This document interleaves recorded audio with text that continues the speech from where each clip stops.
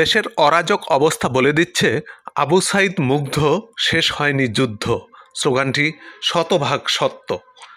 দেশি বিদেশি ষড়যন্ত্র, পলাতক শেখ হাসিনার কূটচাল আর মোদী সরকারের ষড়যন্ত্রে ঘি ঢালার প্রক্রিয়া বাংলাদেশ অশান্ত হয়ে উঠছে। তারা ইউনূস সরকারকে ব্যর্থ করতে প্রাণপণ চেষ্টা চালিয়ে যাচ্ছে, আর মিথ্যে প্রপাগান্ডা ছড়াতে আদা জল খেয়ে নেমেছে ভারতের মিডিয়াগুলো। 5 আগস্ট শেখ হাসিনা পালিয়ে যাওয়ার পর বাংলাদেশে অন্তর্বর্তী সরকার গঠিত হয়। ছাত্র জনতার সমর্থনে প্রধান উপদেষ্টার দায়িত্ব পান নোবেলজয়ী মানুষ ডক্টর মোহাম্মদ ইউনূস।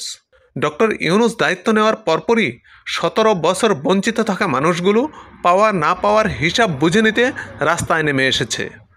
ওই সুযোগে আত্মগোপনে থাকা হাসিনার দোসররা হামলা, ভাঙচুর, লুটপাট চালাচ্ছে আন্দোলনকারীদের সাথে মিশে গিয়ে, পরিস্থিতি করে তুলছে অশান্ত।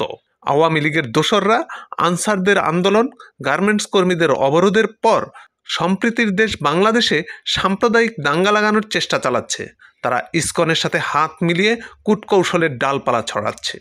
এদিকে ইসকন নেতা চিন্ময় দাস মিথ্যা অপপ্রচার আর গুপ্তচর বৃত্তি করায় বিশেষায়িত পুলিশ তাকে 24 নভেম্বর ঢাকার বিমানবন্দর থেকে গ্রেপ্তার করে।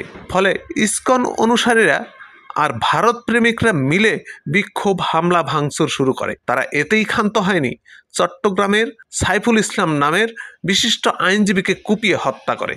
এরপরও শেখ হাসিনার শুভাকাঙ্ক্ষী মোদী সরকার ইসকনের পক্ষে সাফাই গাইছে। বিজেপির বিধায়করা মিছিল করছে, আর যারা ভাতার ভুলে ভাসুরের সাথে প্রেম করে তারাই ভারত আর ইসকনের জন্য মায়া কান্না করছে।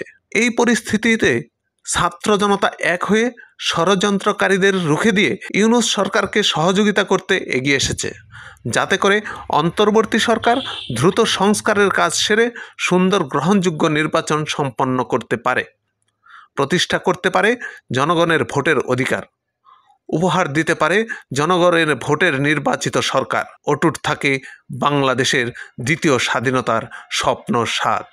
Anwar Sadat Imran, channel Galaxy.